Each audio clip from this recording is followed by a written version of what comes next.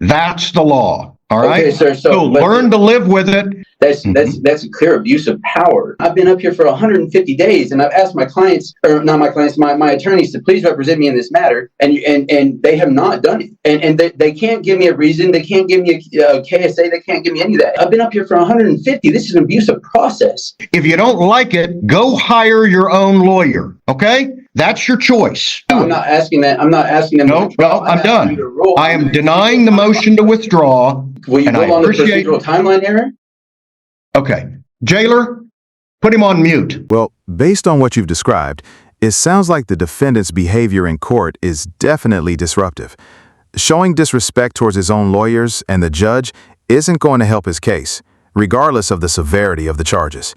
The judge has to maintain order in the courtroom to ensure a fair trial.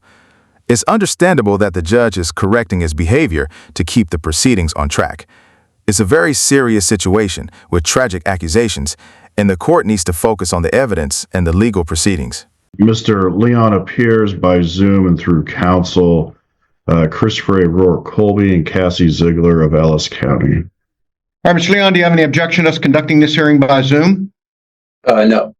Very good. At this before the court on the defense counsel's motions to withdraw, those were recently filed as of actually yesterday, and both counsel asked for an emergency hearing or as early as possible. Mr. Leon, are you ready to proceed on your counsel's motions to withdraw? I am, sir. And then I'd like to address the courts if that's okay. Well, we'll see. Let's get to the motions first with the attorneys. Besides what's in the motion, is there anything additional that either attorney wants to present? Your Honor, I think that the only thing, anything additional I present, I think given Mr. Leon's, I think, behavior, demands, threats, his actions, going through with those threats, I think the trust between the attorney and client's broken, and I don't know how you fix that. Okay. Ms. Ziegler, anything additional besides what Mr. Rohr said? No, I totally agree with Mr. Rohr, and I don't think I have anything else, Your Honor. Okay. Ms. Leon, I will now invite your comment. Leave it strictly to this motion to withdraw. Nothing else about the case, because that's not what's before us today. You understand? Yes, sir. I do have, yes, sir. So, okay. Regarding the motion to withdraw, do you wish for these two attorneys to withdraw? So I have asked my attorneys to file a motion multiple times on a procedural timeline error of not having me into a preliminary hearing within 14 days. This right is guaranteed to me per the state statute 7-2 and supported by my 4th Amendment right to due process and incorporated by my 14th Amendment due process clause. State versus Fink does guarantee the defendant the right to be within a preliminary hearing within 14 days. And I've asked them both to file these motions. Neither one of them are filing these motions. And I would ask the court to consider these motions as well as, I haven't asked them to withdraw. They said I've just asked them simply to do something. Your Honor has already ruled on this and told me that he was not going to allow them to withdraw because of the state's short amount of attorneys that can handle these cases. So I have not asked them to withdraw at all. I've simply asked them to invoke and enforce or ask the courts to enforce my right to due process in my 14th Amendment due process clause because there is a procedural timeline error, and they continue to try to dissuade me from bringing this to your attention, saying that it's not correct. But I have the state statute pages right out of the book that an attorney has sent in that does guarantee me says that it does guarantee me the right. While it's not, preliminary is not, like mandated, it's not constitutional. But in that case, I would then need to be to an arraignment within 10 days. I've not waived that right. And my attorneys, I've brought this up to them multiple times. Cassie, hung up on me once when I was trying to talk to her about it. Mr. Rohr has said that he was going to bring the issue up to you, and then next thing I know, he was telling me that next thing I know, I'm getting a motion saying that you guys are going to withdraw. They're trying to withdraw counsel. I didn't ask them to withdraw. I took your ruling on the matter last time seriously, is that you were not going to let them withdraw. I'm not asking that they withdraw. I'm asking that they represent me to their fullest of capabilities in this matter of my the procedural timeline. Okay. Error. It sounds like he might be trying to exert control in a situation where he feels powerless. Sometimes individuals in those circumstances may try to take over, even if it undermines their legal representation. It could be a mix of desperation, denial, and perhaps even a lack of understanding of the legal process. It's definitely a difficult situation to watch, especially when professional advice is being disregarded. So, Mr. Leon, your basic argument with your attorneys right now is that you want them to file a motion to dismiss your cases for failure to bring you to preliminary hearing within 14 days, correct? That and there are other matters, sir. Okay. Well, that's what you started with. Let's just begin. Okay. With, all right. Okay. Your attorneys both know the law. Now, you've noted the statute, 222902, okay? But they also know the law. State versus Weigel, the Kansas Supreme Court ruled in 1980, quote, the time limitations in 222902 are directory and an inconsequential delay beyond the time specified for holding a preliminary hearing will not justify a dismissal. That is the law in the state of Kansas. It has been the law since 1980. It has not changed. And so your attorneys are aware of that, as is the court and the prosecutor. They do not have an obligation to file frivolous motions. And so your argument with them is that they won't do what you direct them to do, and that is not their responsibility. I explained this to you before. How an attorney handles a case, the strategy is their decision, not yours. You have input. They will listen to you. They will incorporate your thoughts, but they will do what they believe is in your best interest under the law. They are not there to do what you tell them to do. Rather, they're there to represent you zealously and as advocates within the ethical boundaries that are set. There, that's the rule. So you can sure tell them, I would like you to file this motion because I think it's a violation. And they would say, well, we understand you read it that way, but it's already been in front of the Kansas Supreme Court and they disagree with you.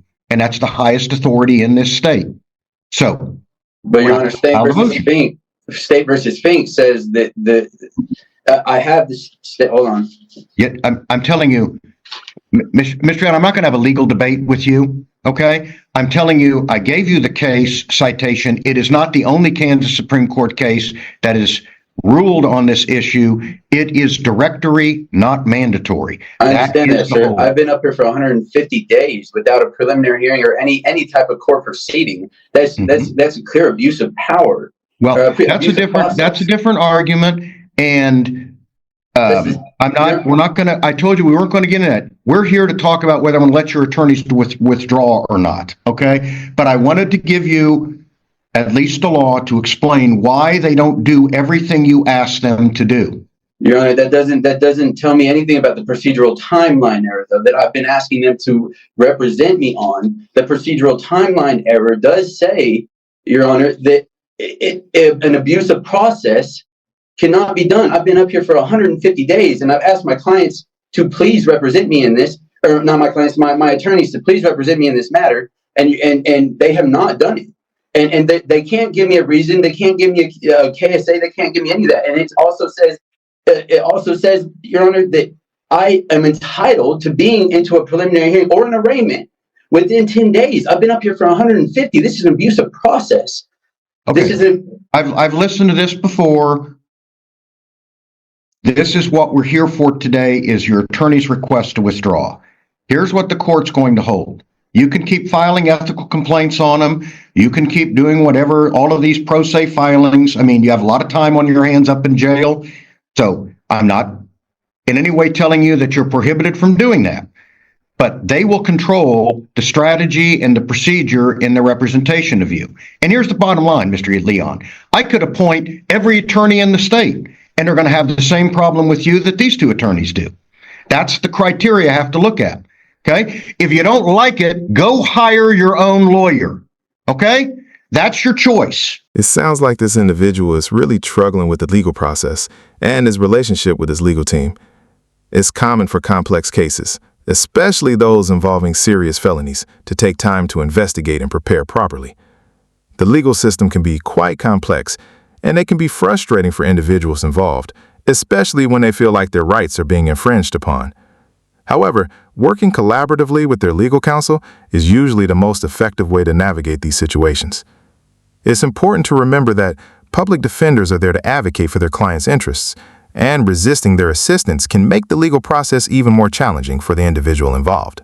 But if you can't hire a lawyer and you apply to the court, you're going to live with and deal with the competent and qualified lawyers that the court appoints for you. That's the law.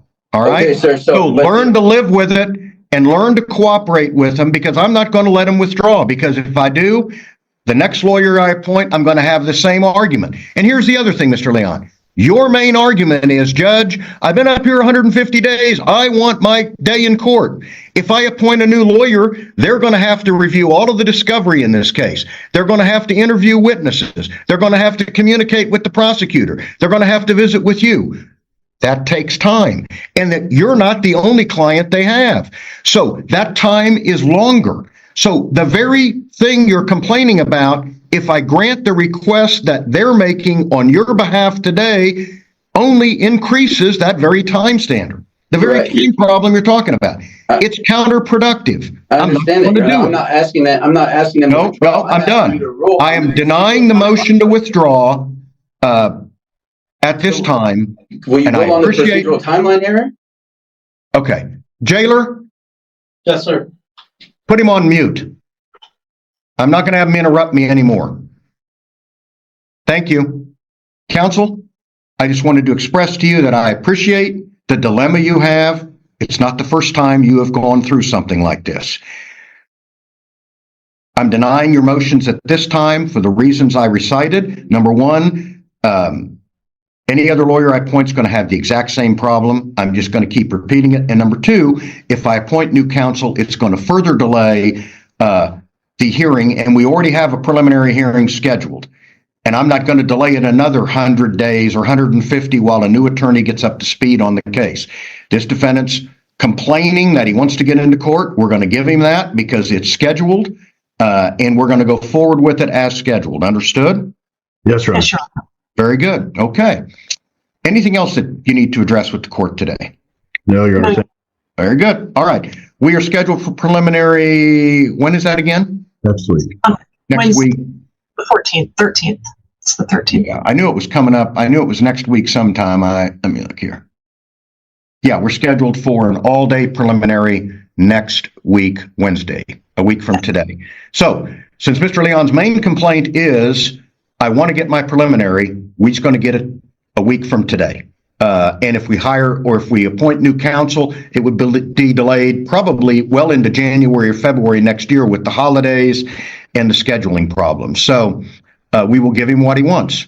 I will expect that you will visit with Mr. Leon about his conduct in the courtroom. In other words, that he is not to interrupt either the judge or witnesses, that he is to listen to the evidence, that if he needs a recess to visit with you, the court will accommodate that and allow you to go into chamber or into the conference room to do that. I know he's listening to this, and I'm hoping he's paying attention, because I will not tolerate the kind of conduct that we had exhibited today, where he continually interrupts and continues to repeat the same arguments. So he's going to get a preliminary hearing as he desires, and it is a week from today. And with that, we will be adjourned. Thank you, Your Honor. Thank you, Your Honor. Well, it sounds like he's trying to challenge the legal process and delay the proceedings, which is a common tactic in many cases. Whether he genuinely believes his lawyers are betraying him or is just trying to create doubts in the system is hard to say for sure. People facing serious charges often explore every possible avenue to avoid conviction or reduce their sentence.